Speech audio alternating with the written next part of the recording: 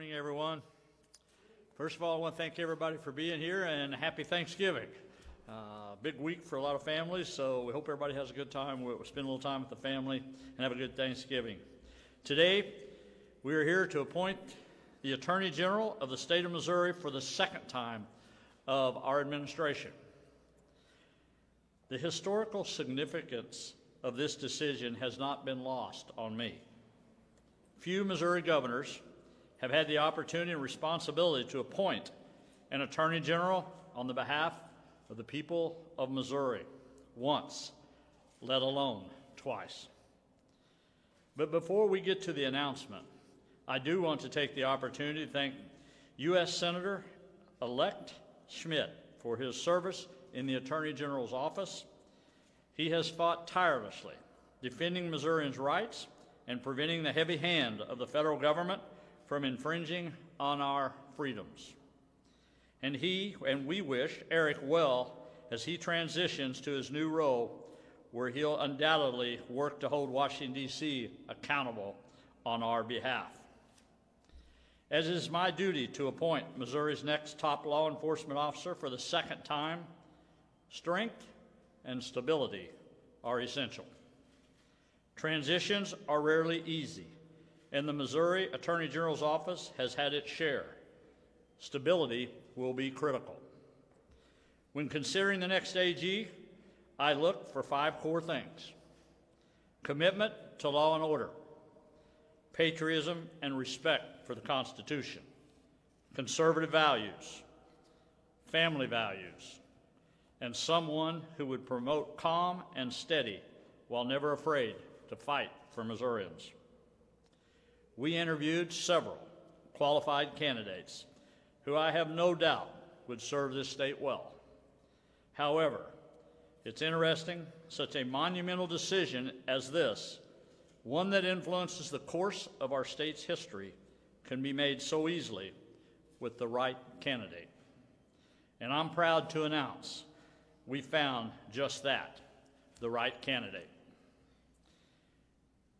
He is a proven conservative, a talented attorney, former prosecutor, a United States Army veteran, family man, and father of 4, a man of faith, and a proud Missourian. He is the right man for not just right now, but for the future of our state, who I know will not let us, the people of Missouri, down. We are beyond excited to announce Andrew Bailey will be the next Attorney General of the state of Missouri.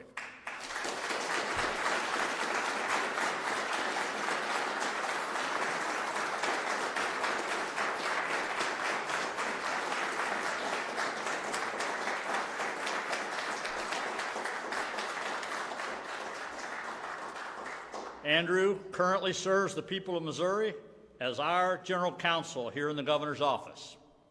With Andrew's talented legal mind on our team, we've accomplished a lot for the people of Missouri. We fought for the unborn and ended elective abortions in Missouri. We've strengthened the Second Amendment protections, supported law enforcement at every turn.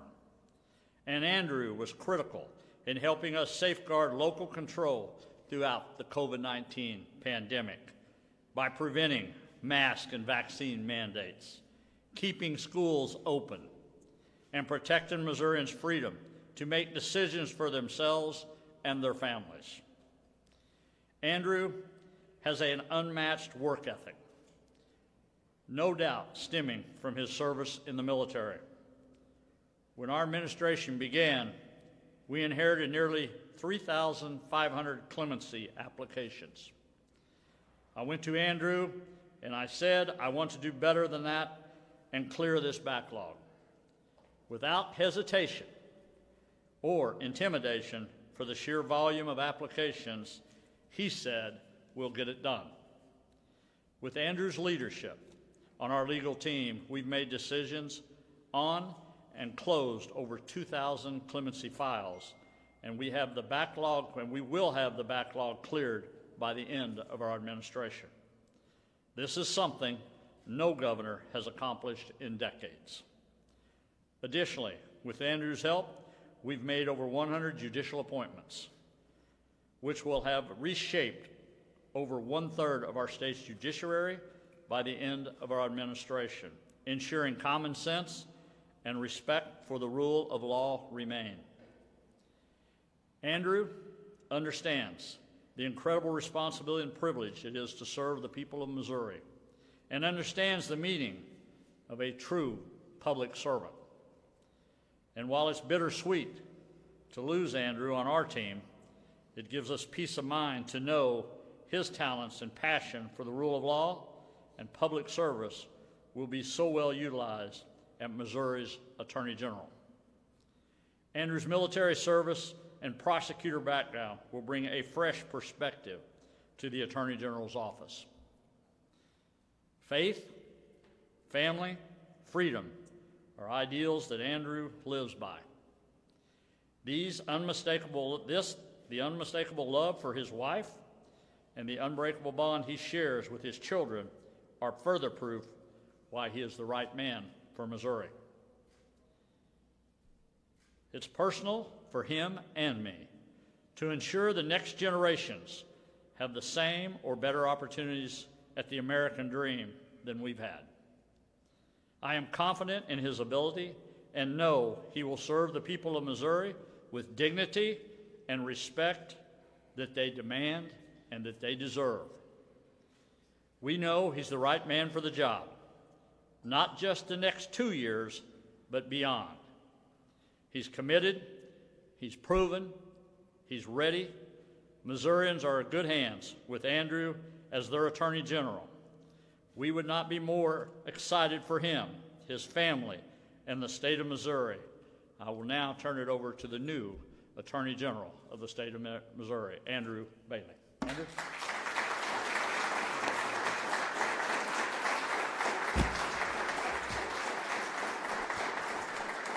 Thank you.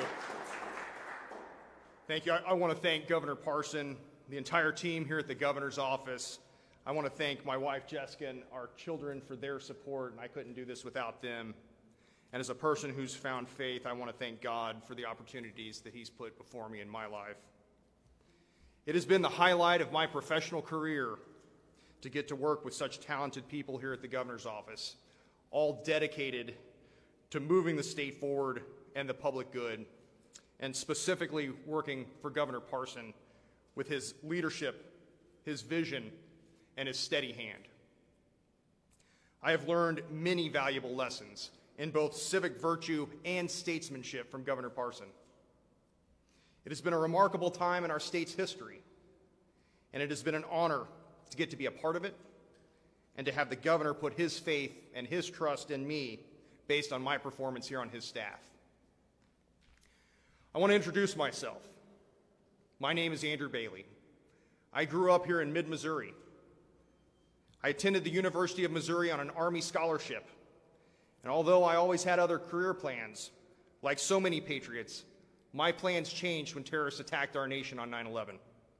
I wanted to serve and get in the fight. I volunteered for a combat arms branch of service. I then volunteered to go to Iraq. I ended up completing 2 deployments overseas. And I did it because I have a deep sense of duty, pride in our country, and because I'm a fighter and will always stand up for freedom. When I got out of the Army, I moved back to the state I call home, the state that I love, and I eventually attended law school on the post-9/11 GI Bill. After wearing a uniform and swearing an oath to defend the Constitution, I dedicated my studies in law school and my work experience to constitutional law and criminal prosecution. After graduating, I worked at the Missouri Attorney General's office. I did special prosecution. I defended the state's convictions in state and federal court. And I litigated cases all the way up to the Missouri Supreme Court and all the way up to the 8th Circuit Court of Appeals.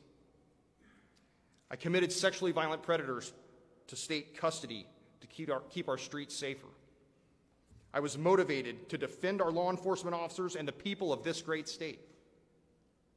After that, I accepted a position at the Warren County Prosecutor's Office because I wanted to become part of a community. There, I managed dockets, I tried cases, several felony jury trials, and I was also assigned as the attorney for the county juvenile office.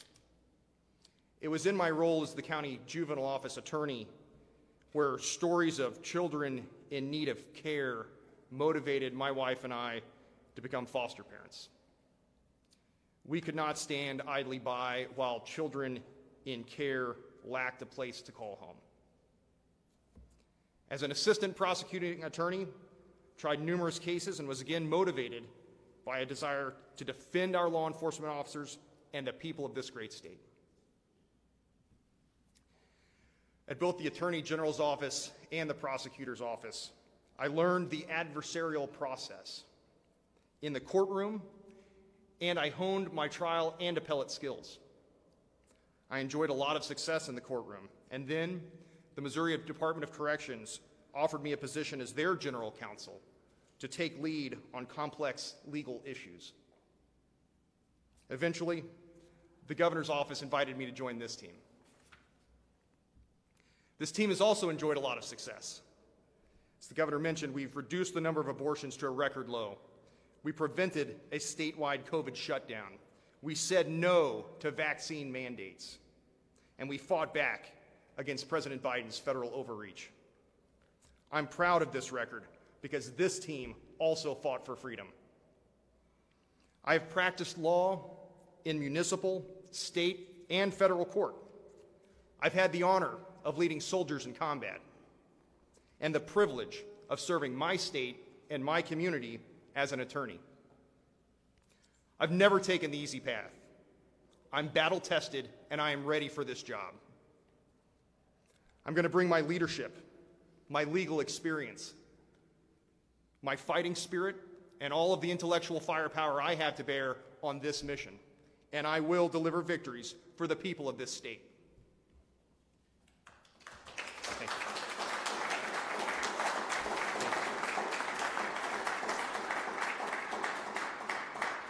Thank you.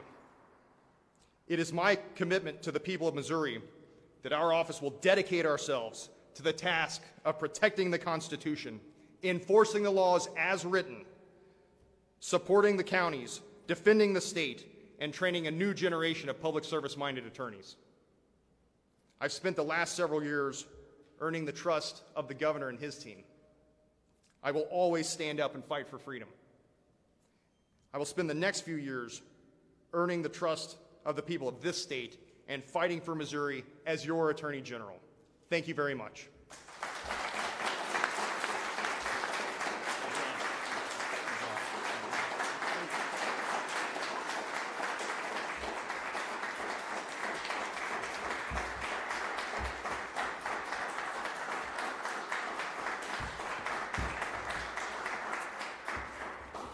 All right, what an exciting day for Andrew and his family. But I'm going to tell you, the real veteran up there is this mom holding that baby this whole time. Maybe we'll shorten this thing down and give you a little break. But I also want to thank her for being here today and these kids for being here. I'm sure they're very young and maybe won't understand the historical values of what's happening today. But someday, I guarantee you're going to look back at your dad and mom and understand how proud this day is for your family. So I want to congratulate them and for behaving very well, too. On that. So let me go over a couple of things real quick. I know we're going to do questions. I think Kelly's already talked to you. The one thing I would tell you, I would like to keep it on the subject matter of today. Today's Andrew and his family's day, so if you have questions about his job as Attorney General, we'll be glad to take those questions today. So I would like to really keep it on that topic, if you would. And just to go over a few things real quick to highlight his career, some of the things he said. Maybe just go over a few things and then me just ask a few things if you have any questions. When does anybody have any questions about his military service to this country and his loyalty to there? So you want to have any service about his family, his faith, about being a foster parent? Anybody have any questions about his loyalty to the state, to his country? Does anybody have any questions about why he's qualified for the job? Mark has one right here. Okay, Mark. Sure, Governor. You mentioned recently in your search for the next Attorney General that you might value someone with some gray hair. I think people in the audience took you to mean experience on the job. He's been out of law school, I think, about 10 years or so, and there might be other candidates with more experience. I don't know if he's tried a civil case. He has some criminal. This is the top consumer protection agency in the whole state. What would you say to those people in Missouri who might have questions about how his qualifications match this task? Well, I don't think when you look at his resume, I don't think anybody's going to have any questions about his resume and how qualified he is for the job. You're probably looking at somebody that's never served in the Attorney General's office as a United States Army veteran that I know of, or hasn't for decades. You've probably never seen anybody that's been the Attorney General that's a foster parent for the first time. And you're not seeing anybody that's got a proven record of what he's done here at the governor's office. And he's been in the courtroom at the county levels, the state level, and the federal level. Not a whole lot of people's had that kind of experience to go in there. So I don't know, maybe he dyes his hair. I don't know what he does with his hair, but I'm very confident he's got the experience to do the Attorney General's office, or I wouldn't have picked him. All right, so let me go from there. If nobody has any questions on those basic things that we just talked about, we'll open it up for questions. And Andrew, you can come on up here, and we're going to answer a few. I know I'm going to be headed to St. Louis here shortly, so I'll try to stay on schedule as much as I can. So, anybody? Okay, Herman has one right. Mr. Bailey, your predecessor has been engaged in a lot of lawsuits, particularly against the Biden administration, some of which are not resolved. Do you plan to, number one, pursue those suits, and number two, adopt that kind of attitude toward your job that part of it is holding the Biden administration's feet to the fire? Yeah, absolutely. Let me say this. You know, it's going to take time to look at every case that the office has in front of it, all the personnel that the office has, and where those needs are and how those cases are moving. But let me say this as well. There's a legacy of excellence that both General Hawley and General Schmitt are leaving behind that I intend to continue and carry on. We're always going to look for ways to get better. But what I do know is that when Missourians who value liberty want someone to stand in the gap against federal overreach, I'm going to be the Attorney General who does precisely that. One of the big cases that the Attorney General's office currently handles is the Agape boarding school. What are your plans moving forward for that? Well, let me say this as well. You know, someone who's practiced juvenile law, who was previously a foster parent, you know, I think Missouri should be the safest state in the nation for children. And so we will use every resource the office has available to pursue cases where we think children are in imminent danger or pursuant to the statute. All right, here's a tough one. What's your age? Hey, it's gray, by the way. I don't know who, we need some different lights in here, but I'm 41 years old. Okay. And the governor sort of indicated this, but do you plan to run in 2 years? Absolutely. All right. Yeah, I think the governor has made clear his interest is again, carrying on the legacy of excellence that my predecessors leave behind, but that the office needs stability. And so I intend to provide precisely that. Mr. Bailey, you've never held an elected office before. Are you prepared for a primary challenger? I'm prepared for anything that comes my way. Like I said, I've never backed down from a fight. I'm battle-tested, and I'm ready for this. Let me add one thing to that, because that question is going to come up. He's going to have the full resources to govern the state of Missouri. I picked him for that job, and on the political side, I'll do everything I can to make sure of that. And back to the question, in 2 years, are you going to run? He's going to run for Attorney General in 2 years, and he's going to continue that. One of the things I really looked at the candidates was making sure they were going to stay in that position for a number of years to bring stability to that. When you were general counsel at the governor's office, one of the big issues was the security issue with DESI's website. And I know the governor's office took a really firm stand against the Post-Dispatch in that, but ultimately the local prosecutor decided not to press charges. Do you stand by how harshly you went against the Post-Dispatch on that issue? Well, let me say this. You know, as with any issue that comes before the governor's office, it goes through a process. That one went through a process that went beyond this office, and that issue has been resolved and put to bed. But let me say this. I believe it's Section 569095 is still on the books, and that's in the revised statutes of Missouri, and it says that the unauthorized access, conversion, and theft of state data is a crime. And I would discourage anyone from violating that statute.